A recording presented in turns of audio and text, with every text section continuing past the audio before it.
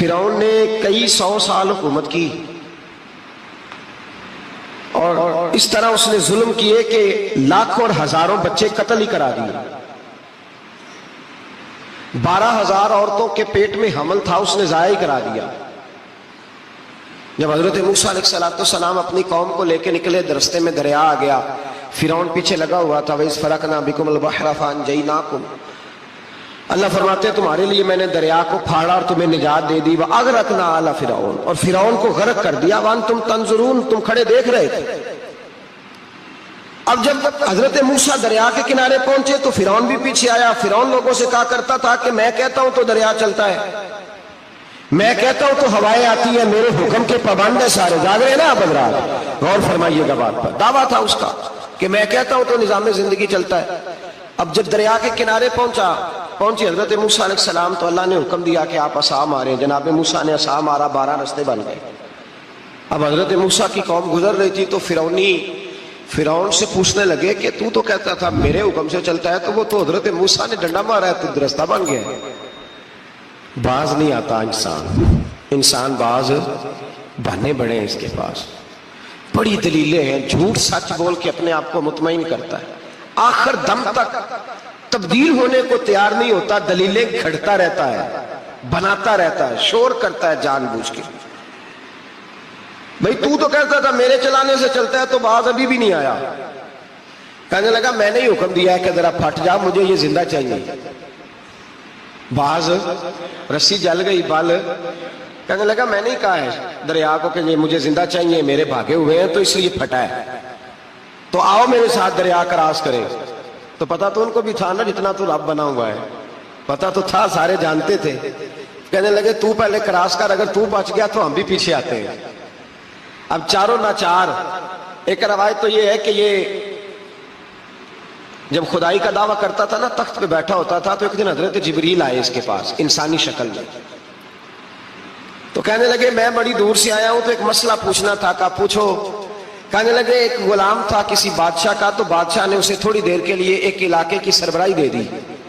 کتنی دیر کے لیے ہمیں سربراہیاں ملتی ہیں؟ کیوں جی؟ تھوڑی دیر کے لیے ملتی ہے نا. تھوڑی دیر کے لیے سربراہی دے دی ایک غلام کو. ذرا بات کو سمجھیے. حضرت جبریل پوچھتے ہیں، کہتے ہیں سربراہی مل گئی. اب وہ مالک ہی بن کے بیٹھ گیا ہے، وہ بات ہی نہیں سنتا.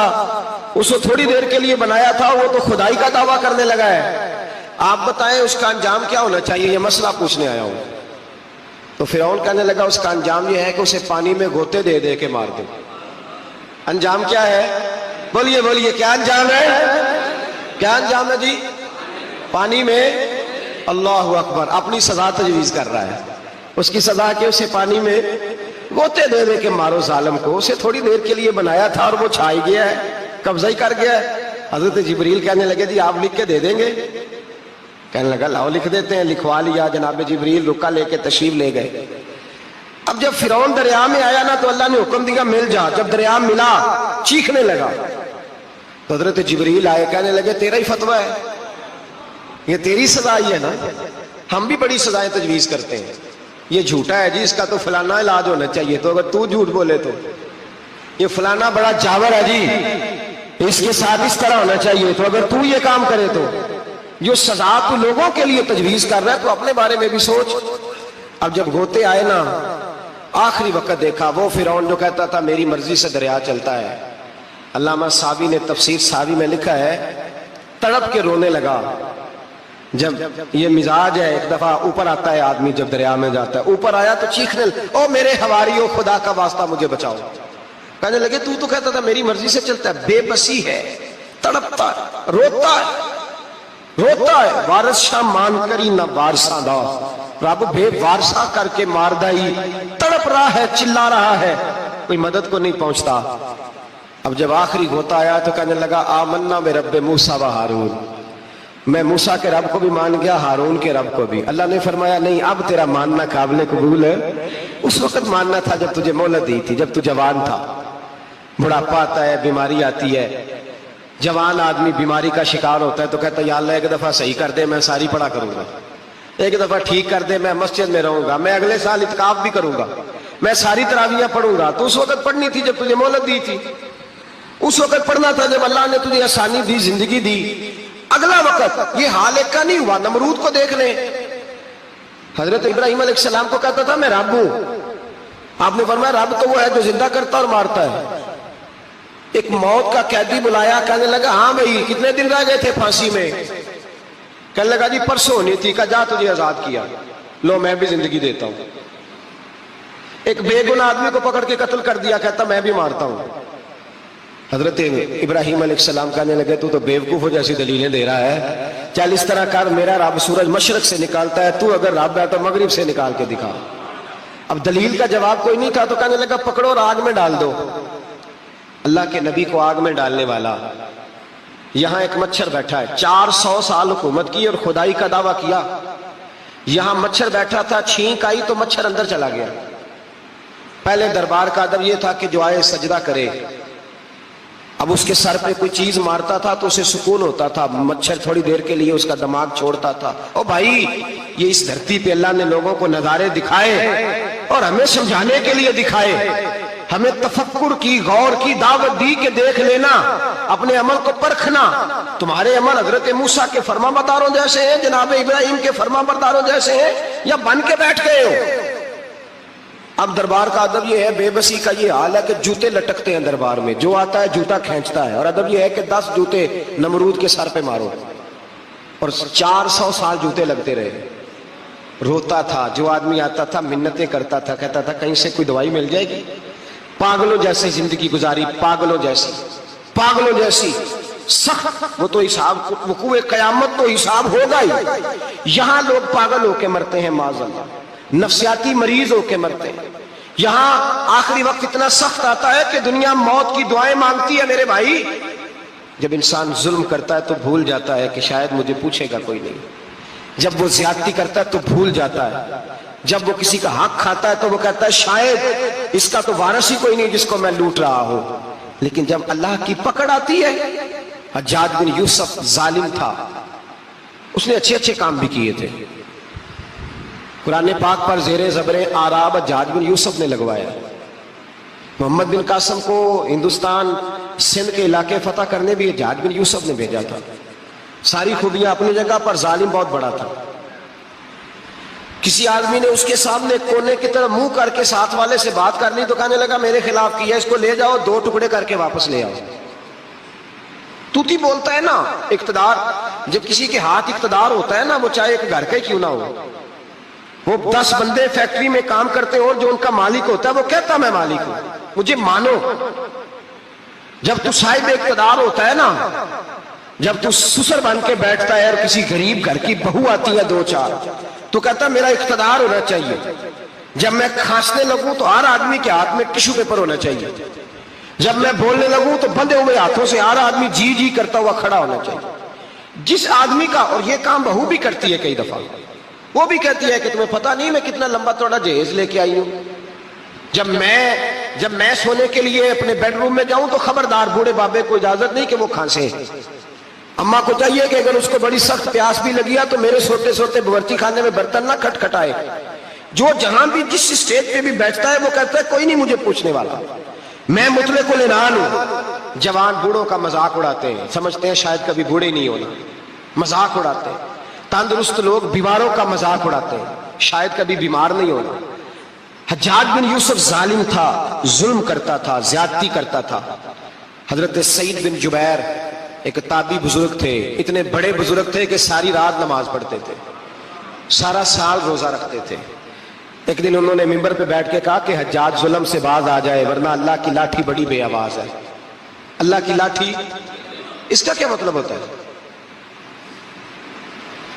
इसका मतलब है जब रब की लाठी चलती है तो उसकी आवाज जी, उसका पहले कोई पैगाम, वो पहले ऐलान नहीं करता कि तगड़े हो जाओ लाठी चलने लगी है। लाठी चलती है पर उसकी आवाज, समझ आ रही है मेरी बात की? जुमातुल विदा के लिए तशरीफ लाने वाले आवाम खास गौर फरमाइएगा। हज्जाज बिन यूसुफ को पता चला कि हजरत सईद बिन जुबैर ने मेरे खिलाफ बात की, बुला लिया। कहने लगा तूने मेरे खिलाफ बात की है? फरमाने लगे की है। कहने लगा तुझे पता है मैं कत्ल कर दूंगा? आप फरमाने लगे ना तू जिंदगी का मालिक है ना मौत का मालिक है। تو کیسے قتل کر؟ کہنے لگا تجھے پتہ ہے میرا؟ فرمایا میں نے تجھے نہیں، میں نے تو کئی شداد، کئی حماد، کئی قارون، کئی فرعون، کئی نمرود دیکھے، کئیوں کی داستانیں سنی، تو کون ہے؟ تو چھوٹا سا ہے۔ ایک جملہ ہے ملا جلال الدین رومی کا، بڑے درویش تھے، ایک بات کہہ گئے، کہنے لگے نمرود جتنے پیسے نہیں، فرعون جتنی حکومت نہیں، قارون جتنی دولت نہیں، ورنہ فرمانے لگے میرے زمانے میں بھی کئی لوگوں کا خدا بننے کو دل کرتا ہے، کئی لوگوں کا دل کرتا ہے، لیکن نمرود جتنے پیسے، فرعون جتنی طاقت اور قارون جتنی دولت نہیں، ورنہ ہو سکتا ہے لوگ دعویٰ کر جائیں معاذ اللہ ثم معاذ اللہ۔ یہ آج سے کئی سو سال پہلے وہ کہہ رہے ہیں، آج تو حالات بڑے ابتر ہیں، اس کی نسبت خطرناک ہے۔ فرمانے لگے حضرت سعید بن جبیر تو زندگی موت کا مالک نہیں، کہنے لگا پکڑو، قتل کرو اسے، لے جاؤ۔ جب پکڑ کر کھینچ کر لے جا رہے تھے نا تو حضرت سعید بن جبیر مسکرانے لگے۔ اب ظالم کے سامنے مسکرائے تو اس کو بڑا غصہ آیا، یہ میرا مذاق اڑاتا ہے؟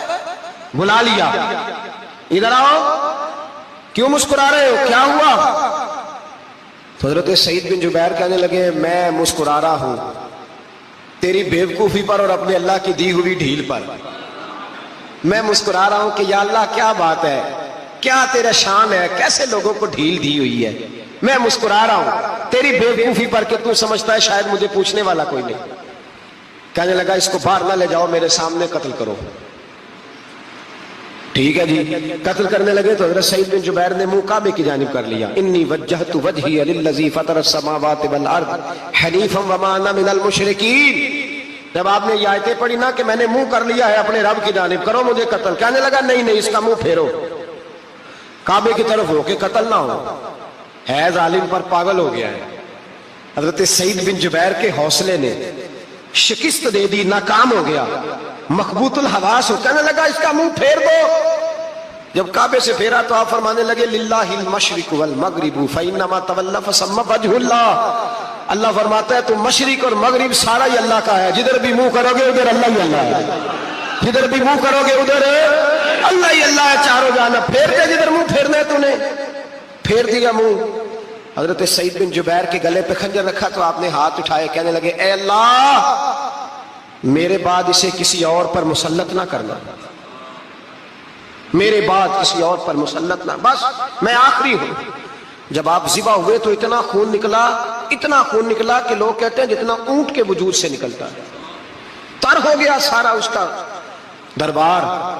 ایک سمجھدار آدمی کو بلا کے کہنے لگا اتنا خون میں نے پہلے کبھی، میں نے بڑے بندے قتل کرائے ہیں پر اتنا خون نہیں نکلا۔ تو وہ کہنے لگے لوگ مر جاتے ہیں، مرتے وقت ڈر جاتے ہیں، سہم جاتے ہیں، خون سکڑ جاتا ہے، لگتا ہے یہ شخص جب دنیا سے گیا ہے تو ڈٹ کے گیا ہے، یہ ڈٹ کے گیا ہے دنیا سے۔ حجاج بن یوسف رات کو سویا تو تڑپ کے اٹھا، کیا ہوا؟ گھر والے کہنے لگے کیا ہوا؟ کہنے لگے سعید بن جبیر خواب میں آیا اور کہتے ہیں اٹھ مجھے بتا تو نے مجھے کیوں قتل کیا، بتا بتا کیوں مارا۔ اگلی رات پھر سویا تو وہی خواب، پھر سویا تو وہی خواب۔ گناہ نفسیاتی مریض بنا دیتا ہے، ظلم تجھے مخبوط الحواس کر دیتا ہے۔ جب تو زیادتی کرتا ہے تو اللہ فرماتے ہیں کہ میں، تو اللہ کو بھولتا ہے، اللہ تجھے اپنا آپ بھلا دیتا ہے، پھر تو بھول جاتا ہے، پھر تو سیدھے رستے پہ چلتا ہے پر بھٹک جاتا ہے، پھر تو صحیح رستوں کا تعین کر کے بھی گمراہ ہوتا ہے، پھر تو روز وہی گاڑی چلاتا ہے پر اب جب تو بریک لگاتا ہے تو نہیں لگتی۔ جب گناہوں کے ساتھ تو مخبوط الحواس ہوتا ہے تو روز وہ کاروبار کرتا ہے، لیکن جب تیرے گناہ تجھے گھیر لیتے ہیں پھر اسی کاروبار میں تو نقصان اٹھاتا ہے۔ حجاج بن یوسف تڑپتا ہے، روتا ہے، یہاں تک کہ بیمار ہو گیا، پیٹ میں درد ہوتی ہے، پتہ نہیں کیا ہوا، تکلیف ہوتی ہے، پتہ نہیں، سارے حکیم، طبیب، ڈاکٹر، کوئی نہ سمجھ سکا کہ بیماری کیا ہے۔ جو بیماریاں خدائی ہوتی ہیں ان کا لوگوں کو پتا، جو آزمائشیں رب کی جانب سے ہوتی ہیں وہ ڈاکٹروں کے ہتھے نہیں چڑھتی، جو تکلیفیں اللہ دیتا ہے ان کا حکیم طبیب علاج نہیں کر پاتے، مشکل، اور شفا اسی وقت ہوتی ہے جب اللہ دینا چاہے، اور جب رب ہی دینا نہ چاہے تو بڑے بڑے ڈاکٹر کہتے ہیں کہ ہمارے بس کی بات نہیں رہی۔ بغداد سے حکیم آئے، پیٹ دیکھا، کہنے لگے نہ تیرے معدے میں کوئی دقت ہے، نہ تیرے جگر میں، نہ کسی اور جگہ، ماجرا کیا ہے؟ ایک آخری علاج ہے، آخری، وہ کیا؟ गोश्त का छोटा सा टुकड़ा धागे के साथ बांध के मुंह में डाला और फिर एक बारीक सा तिनका लेके उसको अंदर डालने लगे गले में। वो गोश्त का टुकड़ा जब हलक के अंदर उतर गया, उस हकीम ने वापस खींचा तो कैसे ऐसी बदबू आई जैसी कभी सूंघी न थी। जानवर कीड़े मकोड़े लगे हुए बाहर निकले और जब देखा तो जितने महल में लोग बैठे थे चिल्लाते हुए निकल गए कि ये क्या मुसीबतें हैं। हकीम भी उठ के दौड़ने लगा। कहा तुझे क्या हुआ? कहने लगे हज्जाज तेरी बीमारी जमीनी नहीं, तेरी मुसीबत जमीनी नहीं। कहा मेरी मर्ज तक तुम क्यों नहीं पहुंच पा रहे? तो कहने लगे लगता है तू बद्दुआ का मरीज है, लगता है तू जुल्म का मरीज है, तू जबर का मरीज है। तड़पता रहा, सिसकता रहा।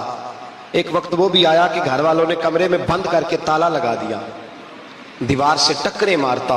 ओ भाई, जो गुनाहों के बीमार होते हैं उन्हें शिफा नहीं होती, जो जुल्म जबर बर्बरियत के बीमार होते हैं उन्हें सुकून कल्बी मुयस्सर नहीं आता।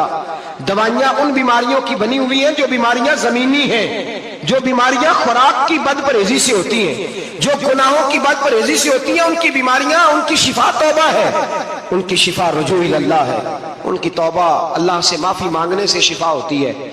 हज्जाज जब मरने लगा तो बुलाया, ये रंग भी जरा मुलायजा कीजिएगा, दो चार करीबियों को बुलाया। पता होता है ना अपने करतूतों का आदमी को, पता सारा है सरदार नोकीतियां, जब पता होता है सारा। बुला के कहने लगा जब मैं मर जाऊं तो मुझे रात को दफन करना।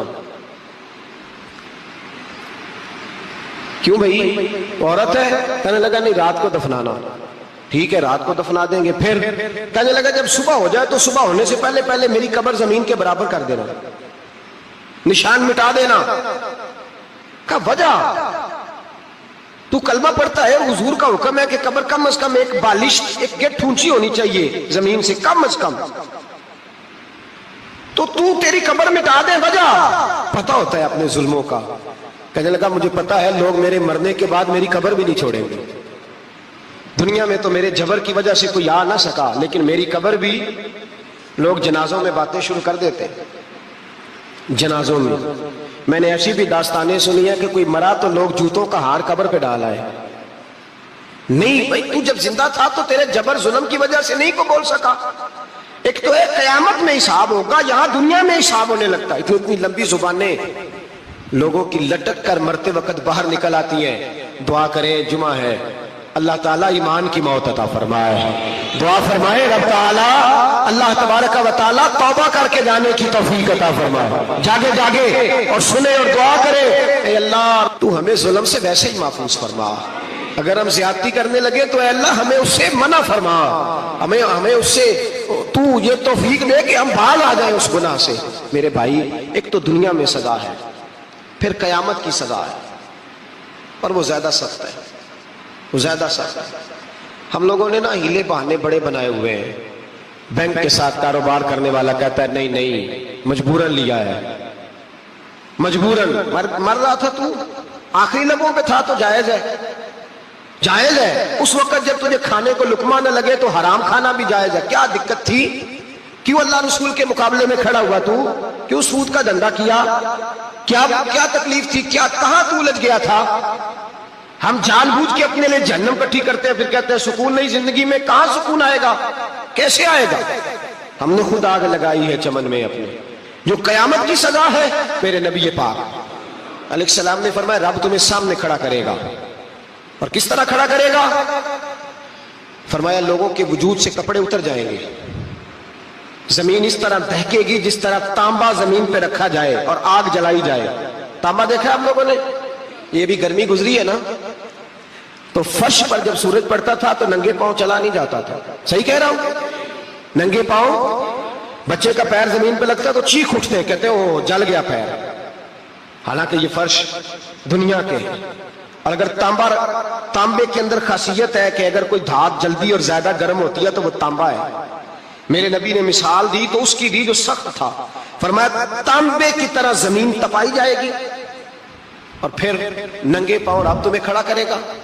आज सूरज की पुश्त तुम्हारी जानब है, कयामत में मुंह तुम्हारी जानिब होगा। नेजा आपने देखा होगा, नेजा होता था। फरमाया ये जो तुम नेजे देखते हो सिर्फ 1.25 नेजे के बराबर सूरज करीब आ जाएगा और फिर अल्लाह तुम्हें सामने खड़ा करके तुमसे सवाल जवाब करेगा। اور حضور نے کہہ دیا ہے تو اب کسی نعت خواں کے کہنے سے بات بدل سکتی؟ کسی پیر کے کہنے سے جملہ بدل سکتا؟ کسی خطیب کے کہنے سے فکر نہ کرنا وہ سامنے جنت پڑی ہے، اب بات بدل سکتی؟ خدا کی رحمت پر بھروسہ رکھنا ضروری ہے، نبی پاک کی شفاعت کی امید رکھنا، بولیے، لیکن جو حضور نے بیان کیا ہے اس کو ماننا بھی یہ بھی ضروری ہے۔ میرے نبی پاک نے فرمایا اللہ تم سے حساب لے گا اور اللہ پوچھے گا، تم نے جواب دینا ہے۔ حضور کس کس شے کا؟ فرمایا جو پہنتے ہو اس کا جواب نہیں دینا، جو کھاتے ہو اس کا جواب نہیں دینا، جو اللہ کے راستے میں دیتے ہو اس کا جواب، باقی ہر شے کا جواب دینا ہے۔ ادھر جو پلاٹ ہے اس کا بھی جواب دینا ہے، اور وہ جو بچوں کو پیسے بتائے ان کا بھی جواب دینا ہے، جو چھپائے ہیں ان کا بھی۔ ثم لتسألن یومئذ عن النعیم، جو کمیٹی اپنے محلے میں ڈالی ہے اس کا بھی جواب دینا ہے، جو سسرال کے علاقے میں ابا جی سے چوری ڈالی ہوئی ہے اس کا جواب بھی، سب کا جواب دینا ہے، تمام حساب کتاب۔ اور اللہ فرماتے ہیں میں سامنے کھڑا کر کے ہر سوال کا تجھے ہر سوال کا جواب صاحب۔ اچھا یہ جو بڑے لوگ تھے وہ حساب سے ڈرتے تھے، ہم چھوٹے لوگ ہیں ہم حساب سے ہم نہیں ڈرتے، ہم کہتے ہیں دیکھی جائے گی۔ بڑے لوگ جو تھے وہ حساب سے، حضرت ابو بکر صدیق دعا کرایا کرتے تھے، دعا کرو اللہ مجھ سے حساب نہ پوچھے۔ حضرت عمر فاروق رضی اللہ تعالیٰ عنہ اپنے بیٹے سے کہتے تھے بیٹا اپنے باپ کے لیے رحمت کی دعا کرنا، میں درگزر والا ہوں، میں حساب والا کوئی نہیں۔ بڑے لوگ ڈرتے تھے، بڑے لوگ۔ حضرت عثمان غنی قبر پہ کھڑے ہوتے تھے تو داڑھی آنسوؤں سے بھیگ جاتی، غلام کہتے ہیں حضور 3 دفعہ نبی پاک نے آپ کو جنت کی بشارت دی ہے، 3 دفعہ بشارت دی ہے تو آپ کیوں اتنا روتے ہیں؟ عثمان غنی فرماتے جس رسول نے مجھے جنتی کہا ہے اسی محبوب نے مجھے فرمایا تھا عثمان قبر آخرت کی منزلوں میں سے پہلی منزل ہے۔ اور آپ فرماتے میرے تو کمرے میں دیا گل ہو جائے تو مجھے ڈر لگتا ہے، اس میں تو مکمل اندھیرا ہے۔ آپ فرماتے کھڑکیاں بند ہو تو دم گھٹنے لگتا ہے، اس کو تو دروازہ ہی کوئی نہیں، روشن دان تک نہیں۔ بھائی جو بڑے تھے وہ ڈر رہے تھے۔ مولا علی شیر خدا نماز کا وضو کر کے کانپتے تھے، کانپتے۔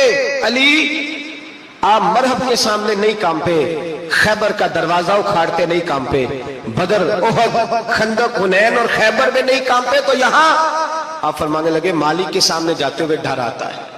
بڑے لوگ کانپتے تھے، بڑے لوگ۔ آج کون سا جمعہ ہے؟ سارے بولیے۔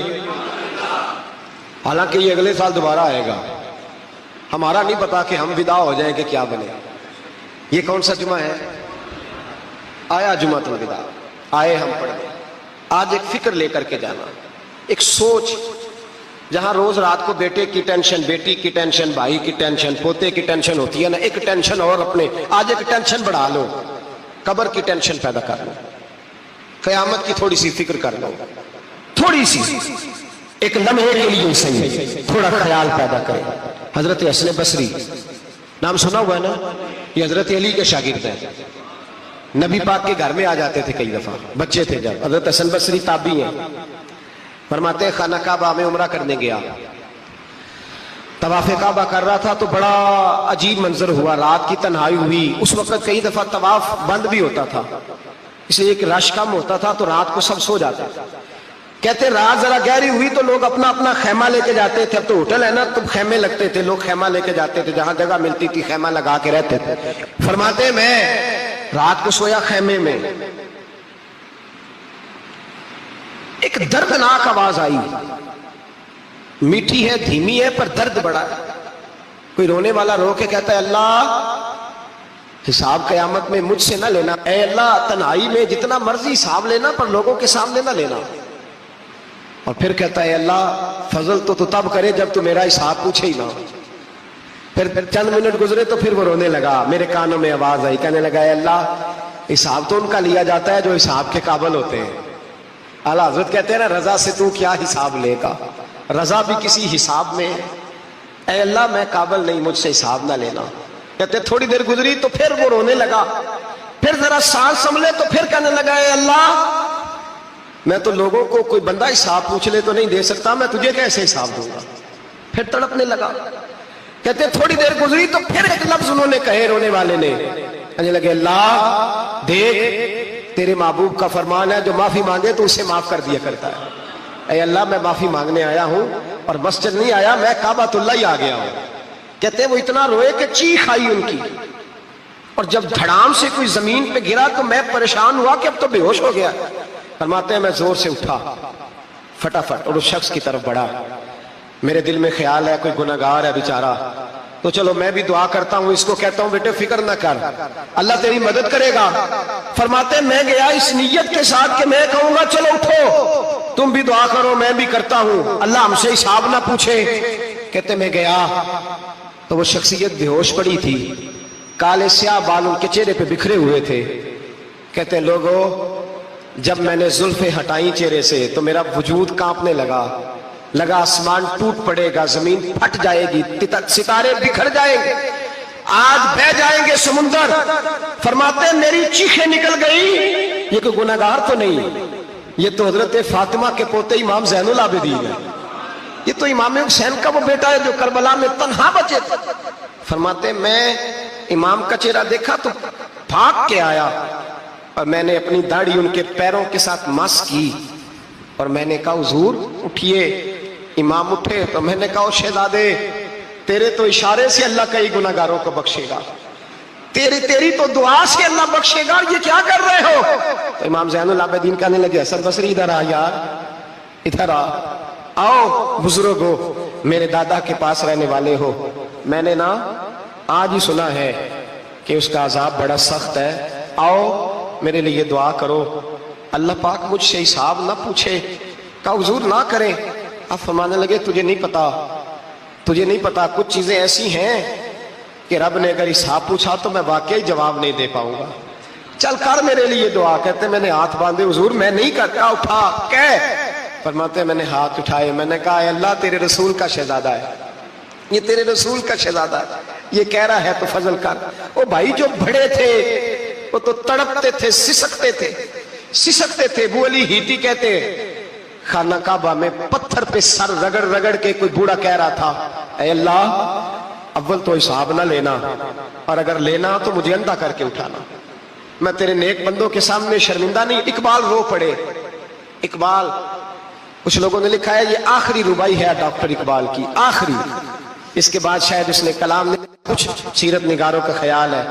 इकबाल मदीने की तरफ मुंह करके कहने लगे तू गनी अजहर दो आलम मन फकीर, अल्लाह तू गनी है मैं तो फकीर हूं, रोज मक्शर उज्र हाय मन पजीर, अल्लाह अव्वल तो मेरा कोई उज्र कबूल कर लेना मक्शर के दिन, और अगर ना करना हुआ अगर तुम्हें बीनम हिसाबम ना गुजीर, अगर जरूर ही मेरा हिसाब लेना है ऐ अल्लाह, अगर तूने जरूर लेना है ऐ अल्लाह, अगर जरूर ही लेना हिसाब, अव्वल तो मेरा उज़र मान लेना, मेरी कमजोरी पे रहम करना ऐ अल्लाह, मेरे बुढ़ापे पर मेरी कमजोरी पर रहम करना, अगर जरूर हिसाब लेना है अज निगाहे मुस्तफा पिन्हा बगीर, तो ऐ अल्लाह जरा हुजूर की निगाहों से ओझल करके लेना, ऐ अल्लाह मुझे शर्म आएगी।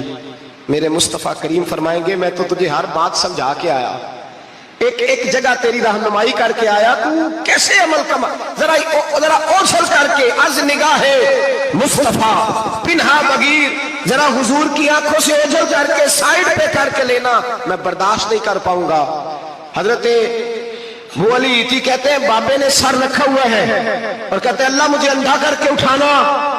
फरमाते मैं गया, मैंने कहा चलो मैं दुआ करता हूं जाके।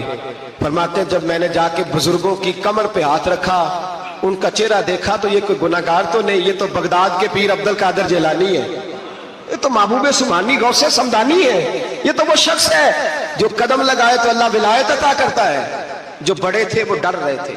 मोइनुल मिल्लत वद्दीन अताए रसूल हिंदुल वली गरीब नवाज हजरत ख्वाजा मोइनुद्दीन अजमेरी रहमतुल्लाह अलैह, ख्वाजा कुतुबुद्दीन बख्तियार काकी को तन्हाई में बुला के कहने लगे मोइनुद्दीन सैयदजादा है, मोइनुद्दीन हुजूर के खानदान में पैदा हुआ है, मोइनुद्दीन से इसके पीर को बड़ी उम्मीदें थी, मोइनुद्दीन को रसूल पाक ने हिंदुस्तान भेजा था, पर कुतुबुद्दीन यार मोइनुद्दीन तबलीग का हक नहीं अदा कर सका।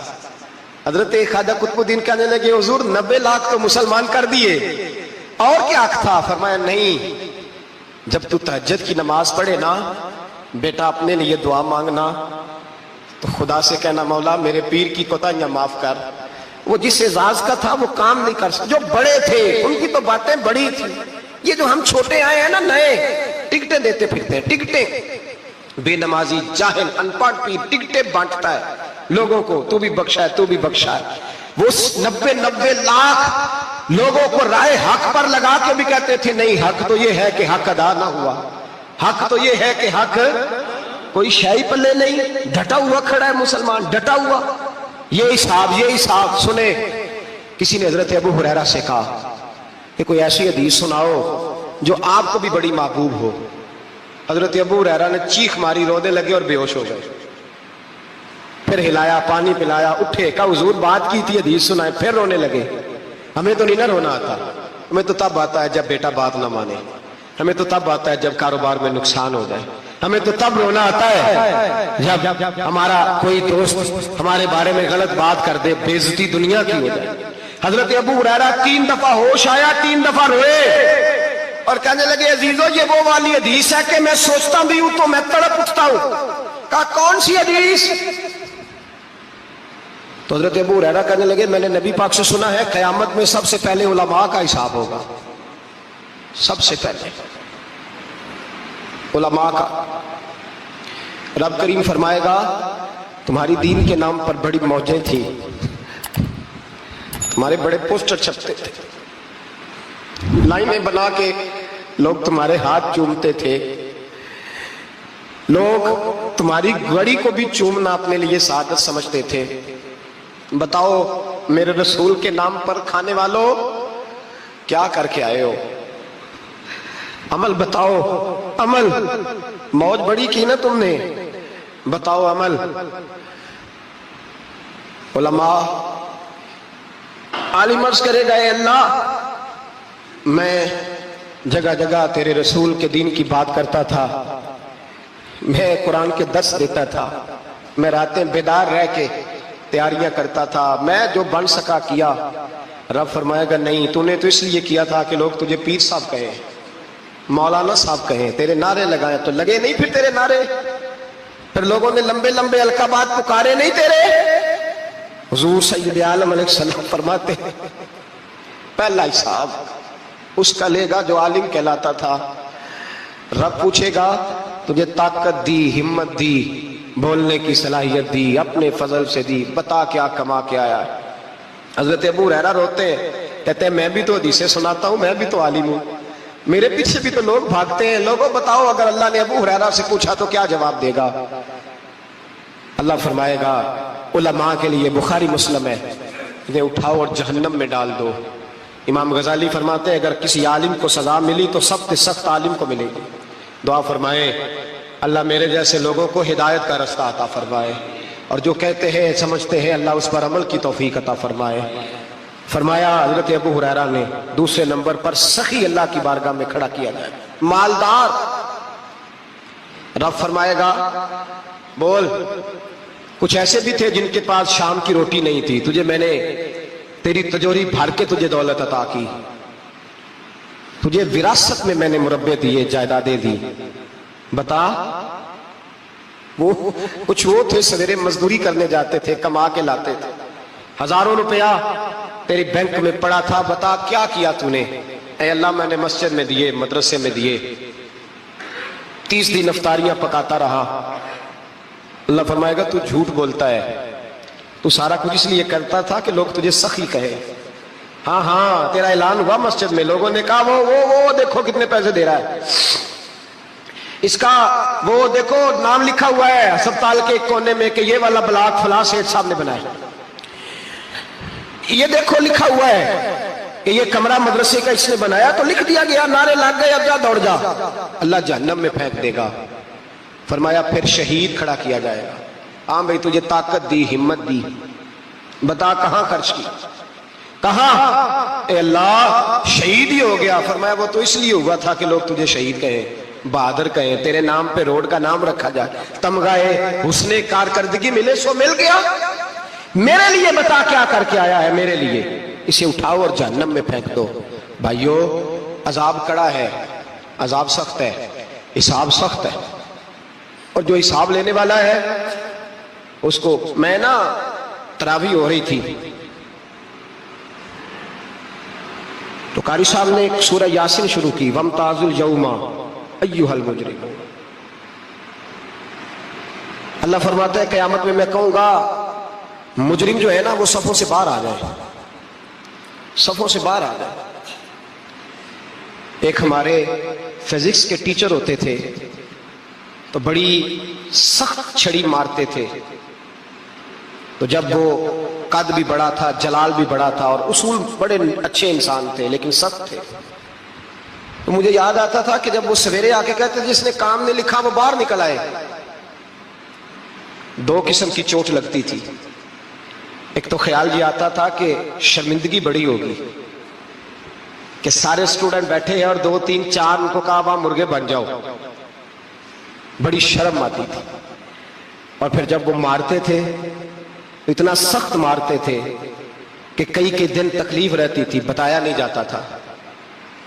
وہ اسٹوڈنٹ بتاتے تھے کہ یار اس سے بچو کسی بھی طریقے، اور کسی کا کام رہ بھی جاتا تھا کہتے تھے اس پیریڈ کی ڈیوٹی سبق یاد کر کے آنا ہے۔ سخت ٹیچر کے بارے میں تیرا میرا یہ رویہ ہے۔ تو یاد آ رہا تھا جب وہ کہہ رہے تھے نا وَامْتَازُوا الْيَوْمَ أَيُّهَا الْمُجْرِمُونَ، تو میں صف میں کھڑا تھا تو 2 قطرے میرے بہہ گئے آنسو کے۔ مجھے ساتھ بچہ کہنے لگا طبیعت ٹھیک ہے؟ میں نے کہا طبیعت تو ٹھیک ہے، کچھ یاد آ گیا ہے کہ میدان محشر میں یہاں تو چھپے ہوئے ہیں نا عیب، چھپے ہوئے، اور بھائی رب بڑا کریم ہے، عیبوں کے باوجود نوازتا ہے۔ میرا دعویٰ یہ ہے اگر ہمارے عیب کھل جائیں، لوگ ہمیں دھرتی پہ جینے نہ دیں، لوگ جینے نہ دیں، نکال دیں، اپنے بھی ہمیں برداشت نہ کریں، یہ تو اس کا کرم ہے۔ پتہ سارا ہے سردار وہ کیتیاں دا، پردہ چپایا ہی تیرا پلا اسی۔ وَامْتَازُوا الْيَوْمَ أَيُّهَا الْمُجْرِمُونَ، اللہ فرمائے گا مجرم باہر آ جائے۔ یا اللہ کیا ہوگا؟ جب سوال جواب ہوں گے تو رب فرماتا ہے تیری زبان پہ مور لگا کے بند کر دوں گا، تیرے ہاتھ بولیں گے، پیر بولیں گے، سر بولے گا، پیٹ بولے گا۔ اس وقت کی فکر پیدا کریں، ٹینشن پیدا کریں۔ وقوع قیامت حق ہے۔ شدید گرمی کی لہر آئی، باہر اتنی گرمی ہوئی کہ لوگ اپنے گھروں میں گھس گئے۔ جس طرح سورج کی شعاعیں گھروں کے اندر داخل ہو جاتی ہے، اس طرح گرمی کی لہر اندر داخل ہوئی، اور جس طرح کسی کو آگ لگ جائے تو وہ آدمی اچھلتا کودتا ہے نا، اس طرح یہ لوگ اچھلنے لگے اور اچھل کود کے مر گئے۔ جرم کیا تھا؟ ناپ تول میں کمی کرتے۔ حضرت داؤد کی قوم بھی تباہ ہوئی۔ جرم کیا تھا؟ ہفتے والے دن مچھلیاں نہیں پکڑنی تو یہ پکڑتے تھے۔ حکم ہے نا مسلمان کو نماز کے ٹائم کوئی اور کام نہیں کرنا، نماز پڑھنی ہے۔ میرا خیال ہے مسلمان تو فٹافٹ آ جاتے ہیں، سارے پہنچ جاتے ہیں نا مسجدوں میں۔ ہلکا ہلکا بول رہے ہیں آپ، کیوں نہیں پہنچتے؟ اگر حضرت سیدنا، اور پتہ انہیں سزا کیا ملی؟ اللہ نے فرمایا اس ٹائم عبادت کرنی ہے، کام نہیں کرنا، وقت نہیں ہے کام کا۔ انہوں نے مچھلیاں پکڑی، 12,000 لوگ تھے، پتہ ہے مالک نے سزا کیا دی؟ بندر بنا دیا اللہ کریم۔ قرآن مجید کا پہلا سپارہ پڑھے، فَجَعَلْنَاهَا نَكَالًا لِمَا بَيْنَ يَدَيْهَا وَمَا خَلْفَهَا۔ اللہ فرماتے ہیں پچھلوں کے لیے بھی عبرت بنا دیا، بعد والوں کے لیے بھی عبرت، نشان عبرت بنا دیا۔ بندر بن گئے، اور جو ان کے دوست جو بچ گئے تھے ان کے پیر چومتے تھے، روتے تھے۔ 3 دن بندر بن کے زندہ رہے، پھر اللہ نے سب کو اجتماعی موت دے دی۔ تو اگر مسلمان سے اللہ کہے کہ نماز کے ٹائم کاروبار نہیں، جمعے کے ٹائم کاروبار، تو مسلمان کہتا ہے نہیں مجھے مہلت ملی ہوئی ہے۔ یہ تو اس وقت پتہ چلتا ہے نا جب بچے ڈیوٹی لگاتے، ہاں ہاں ہاں عذاب آتا ہے، اس وقت پتہ چلتا ہے۔ میں نے دیکھا یہ منظر، اس وقت پتہ چلتا ہے جب بچے کسی ملازم 6,000 کی ڈیوٹی لگاتے، کہتے ہیں ابے کا دھیان رکھنا، ہم دکان پہ بیٹھنے لگے۔ پھر اسے سمجھ آتی ہے اگر میں نماز کے ٹائم مسجد میں ہوتا تو آج میری اولاد میری خدمت میں ہوتی۔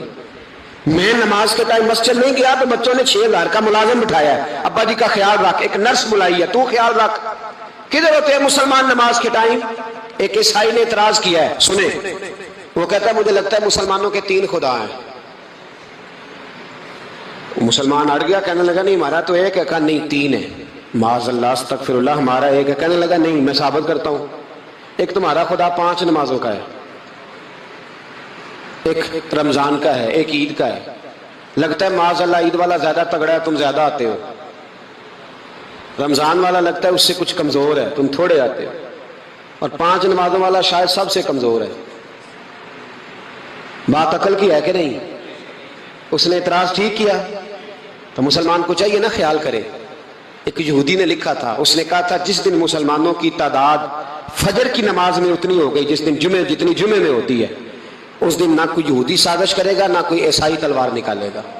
شرط یہ ہے کہ یہ اسی طرح فجر پڑھنے ہیں جس طرح جمعہ پڑھنے آتے ہیں.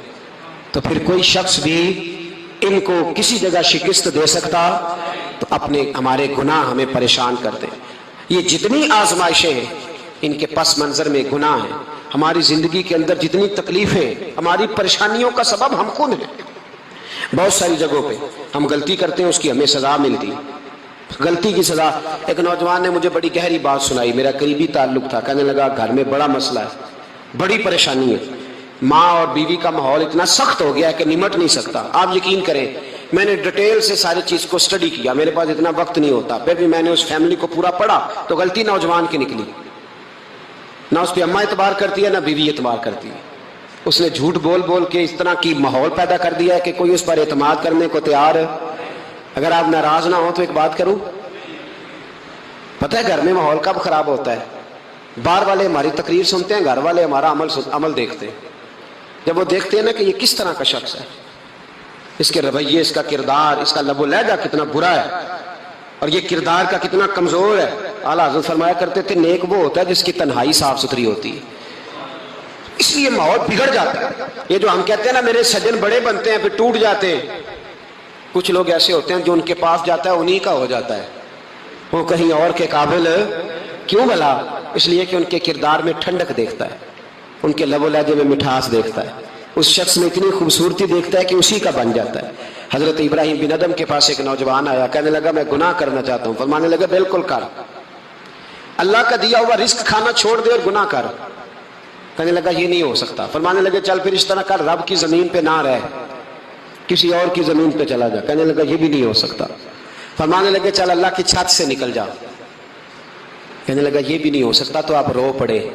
فرمانے لگے پھر جناب اسرائیل جب آئیں تو ان سے کہنا مجھے 2-3 سال کی مہلت دے دے, پچھلی میری گناہوں میں گزر گئی, میں ذرا 3 سال عبادت کر لوں. تو وہ شخص بھی رونے لگا, کہنے لگا حضور وہ مہلت نہیں دیتے, وہ جب لینے آتے ہیں تو پھر لے کے اللہ تعالیٰ نے جب انسان بنانا چاہا نا تو جناب جبریل کو کہا مٹی لے کے آ زمین سے. حضرت جبریل نے مٹی پہ ہاتھ ڈالا تو باقی کی مٹی رونے لگ گئی, اسے جدا نہ کر. تو جناب جبریل چھوڑ کے چلے گئے. حضرت میکائیل کو بھیجا مٹی لا, مٹی پہ ہاتھ ڈالا تو باقی کی مٹی رونے لگ گئی, چھوڑ کے چلے گئے. جناب اسرائیل کو بھیجا, مٹی پہ ہاتھ ڈالا تو باقی کی رونے لگ گئی, چھوڑ کے نہ جاؤ. تو حضرت اسرائیل فرمانے لگے تیرا رونا دیکھو کہ رب کا حکم دیکھو. وہ لے گئے, جب پیش کی تو رب کریم نے فرمایا اسرائیل جان نکالنے کی ڈیوٹی بھی تیری, تو مٹی کو لے آنا, باقی مٹی روتی بھی رہے تو روتی رہے. جب میرا فیصلہ آ جائے تو پھر اس میں کوئی گنجائش, ہم کھاتے بھی اللہ کا ہیں, نافرمانی بھی اس کی کرتے, زمین پہ بھی اس کی چلتے ہیں, نافرمانی بھی اس کی کرتے, حکم کسی اور کا مانتے, چھت پہ رب کریم کی رہتے. اس طرح نظام نہیں چلتا. میرے بھائی یاد رکھ لو, گناہوں کی سزا ملے گی, زندگی تنگ ہو جائے, یہاں بھی آزمائش ہوگی اور وہاں بھی. میں نے درس پہ کہا تھا, پھر بات کہتا ہوں, یہ میں اپنے لیے